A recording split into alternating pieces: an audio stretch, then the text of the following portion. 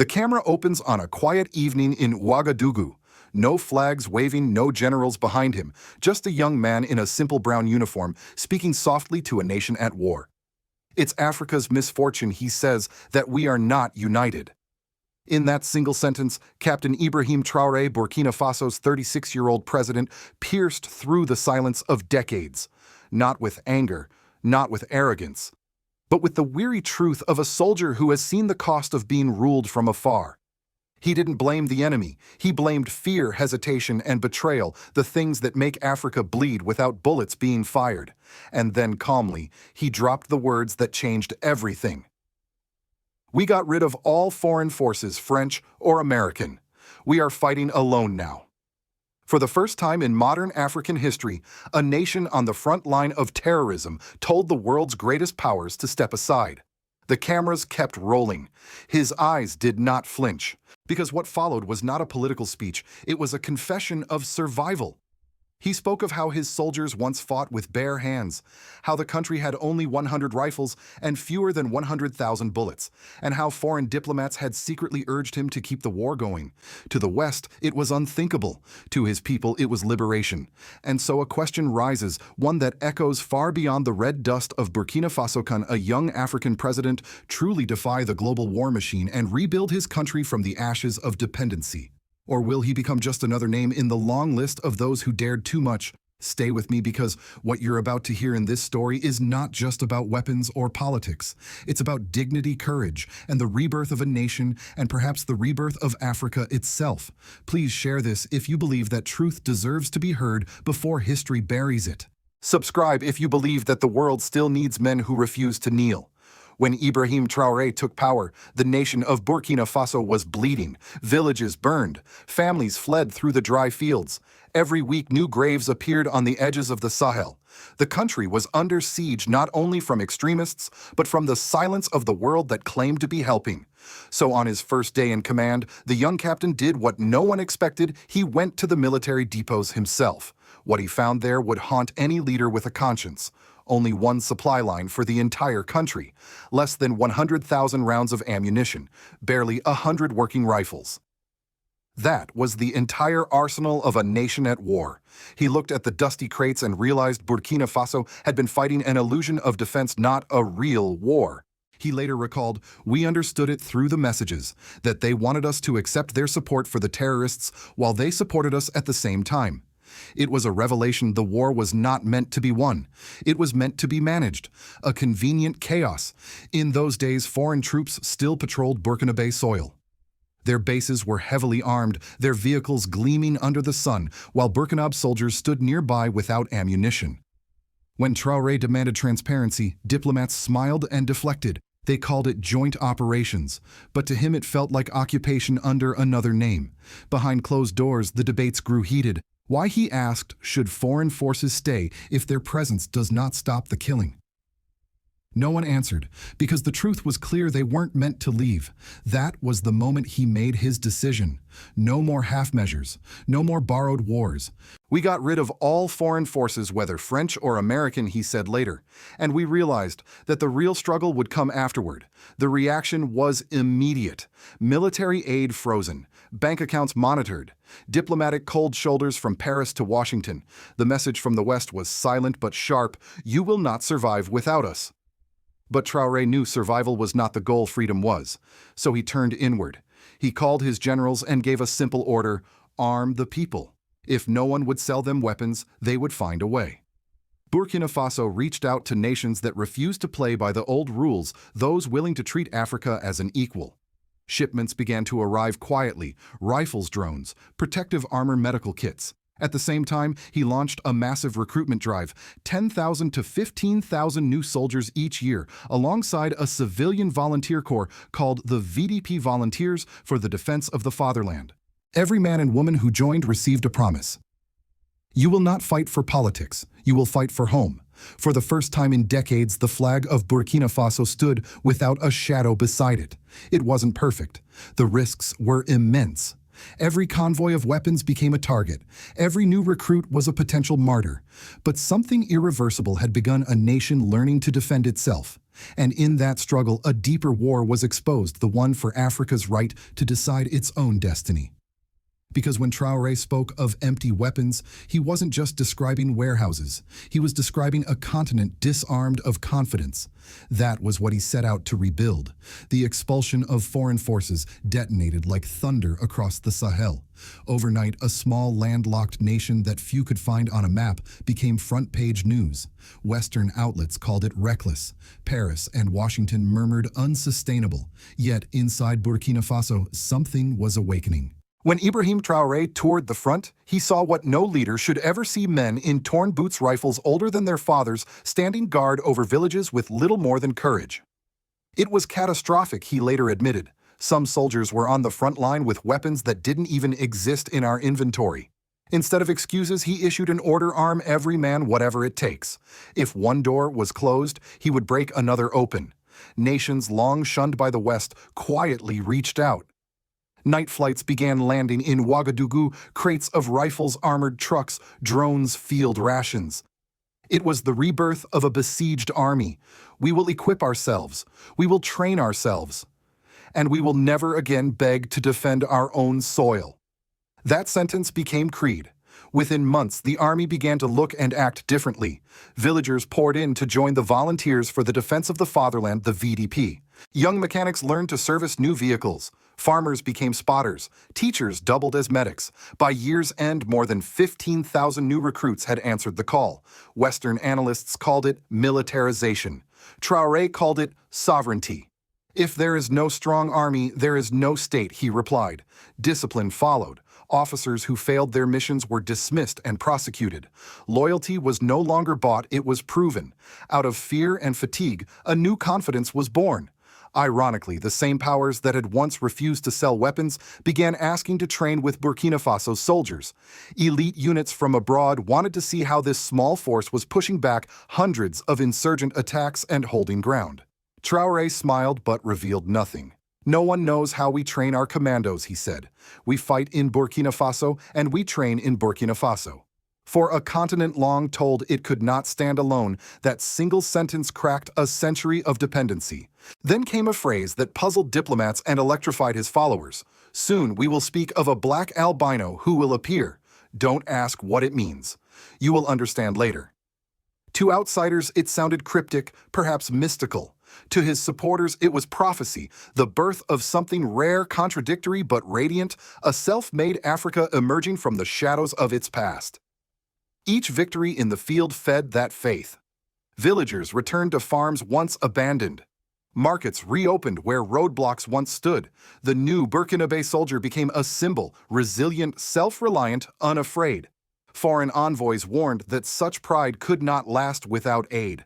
But Traoré answered quietly that aid without freedom is another form of occupation. By the second year, the transformation was unmistakable. The army no longer looked west for orders, it looked inward for purpose. Young recruits saluted a flag that finally meant something. They knew they might die, but they also knew why. From the ashes of dependency, a doctrine had taken root: determination as destiny. And while powerful nations still debated the Traoré problem, Burkina Faso had already found its answer. It had forged from empty gun racks and forgotten villages one of the most determined fighting forces in Africa. And with that, the revolution that began with a whisper had turned into a roar. When the guns finally started to arrive, the war front began to change. But Ibrahim Traoré knew that winning battles on the ground meant nothing if the war for integrity was lost at home. The next battlefield would not be fought with bullets, but with conscience. He turned his attention inward toward the silent corruption that had strangled Burkina Faso for decades. The first thing he targeted was not the generals or the oligarchs, it was the mentality of privilege. You cannot be in government while women are drowning fetching water from rivers, he said. You cannot drink fine champagne while others can't find a single meal. It was more than a reprimand, it was a manifesto. He banned luxury perks for ministers. He ordered audits on public contracts. And for the first time, senior officials who could not justify their wealth were dismissed in daylight. For a country long conditioned to accept inequality as normal, this was a shockwave.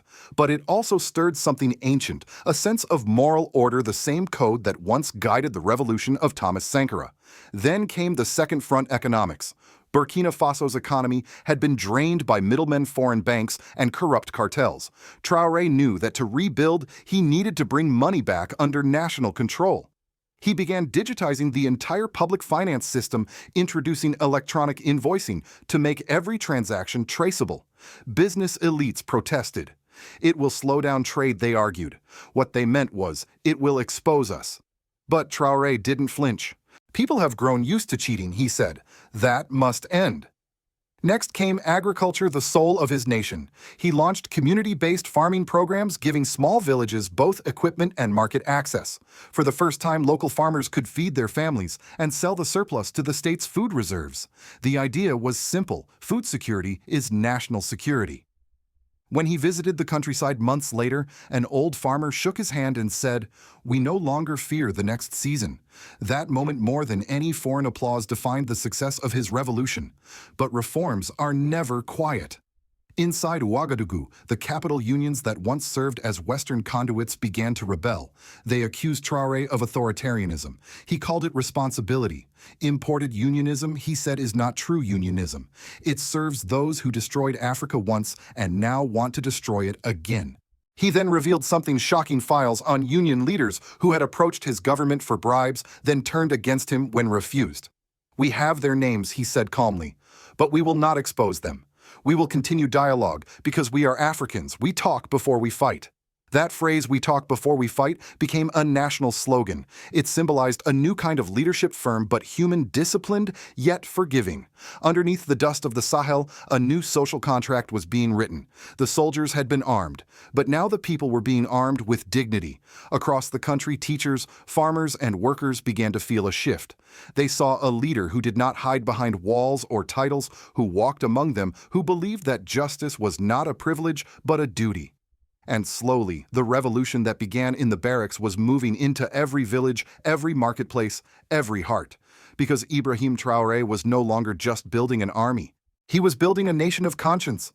When a small African nation defies the rules of empire, the world pays attention not because it cares, but because it feels threatened. After Ibrahim Traoré expelled French and American troops, the usual script began to play. Western think tanks released reports warning of instability. Cable news anchors framed him as a radical populist. Washington lobbyists whispered about Russian interference. The language was predictable, the tone fearful. But the truth was simpler. For the first time in decades, an African army was fighting without Western supervision and winning. In private, some U.S. defense analysts admitted it was an uncomfortable precedent. One report circulated among policymakers called Burkina Faso's independence movement a dangerous model for fragile states. What they really meant was, if Burkina Faso succeeds, others will follow, and others already were. Across the Sahel, the alliance of Sahel states AS, Burkina Faso, Mali, and Niger began coordinating strategies, sharing intelligence, and planning a confederation of defense and development. Their message was clear: Africa can protect itself. In the halls of Paris, it sounded like rebellion. In Washington, it sounded like loss of control. The American position grew more cautious. Publicly, the U.S. called for dialogue and democratic transition. Privately, diplomats struggled to explain how a nation under sanctions was still standing. They couldn't admit that the answer was willpower. Meanwhile, the French press swung between mockery and disbelief. They accused Traoré of anti-Western theatrics, even as new satellite images revealed massive infrastructure projects being built by local engineers, highways, refineries, barracks, all without French contractors. But outside the West, something extraordinary was happening. In Moscow, New Delhi, and Beijing, Traoré was being discussed not as a rebel, but as a prototype proof that post-colonial nations could reclaim their industries, their armies, and their pride. For ordinary Americans watching from afar, the story of Burkina Faso hardly made the evening news. Yet those who did stumble upon it found something rare: a leader who spoke plainly, who said what many in the West secretly suspected, that the age of dependency had run its course. An American general said, "Africa doesn't need to be militarized," Traoré recounted. "They treat us like children. They believe they must come to provide security for us." That line hit differently for older Americans, those who remembered Vietnam, Iraq, Afghanistan, because deep down it wasn't just about Africa. It was about the pattern, the same global logic that keeps nations poor and soldiers busy. In this mirror, America was forced to confront its own contradictions: how a superpower that preached freedom could fear another nation seeking it.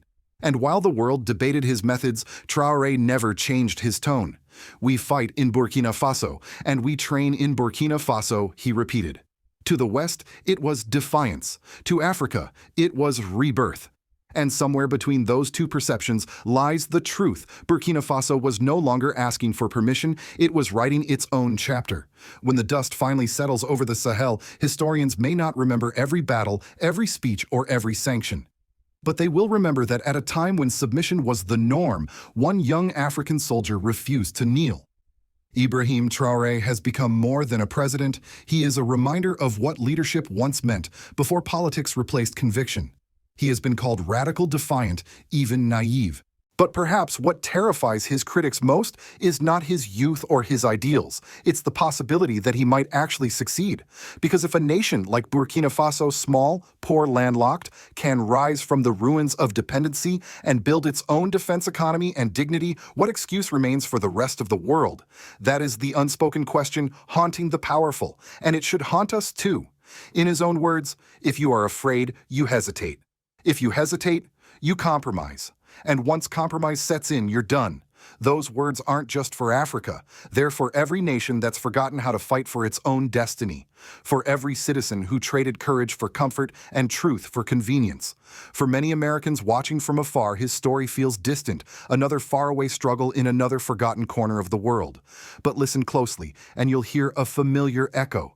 A nation questioning its alliances. A people divided by fear. A system where wealth decides truth. The faces may be different. The lesson is not. Freedom once outsourced is never truly yours. Today, as Burkina Faso builds weapons made by its own engineers, feeds its people with its own harvest, and stands against the same global forces that once ruled it, the message is clear. Sovereignty is not a slogan, it's sacrifice. And maybe that's the point. True independence, whether in Africa, America, or anywhere else, is not granted by treaties or aid packages. It's earned one act of courage at a time. Soon, as Traoré predicted, the black albino will appear. Perhaps it's not a person, but a symbol, the impossible combination of light and shadow, of strength and humility, of Africa reborn. So tonight, wherever you are, ask yourself, can we still recognize integrity when we see it? Can we still honor courage that does not wear our flag? And can we at last admit that truth, even when spoken in a different tongue, is still truth? Please share this if you believe that the story of President Ibrahim Traoré deserves to be heard before history tries to rewrite it. And subscribe if you believe that the truth is more important than the headlines. Because one day, when the next generation asks how the world changed, you'll be able to say you saw it happen.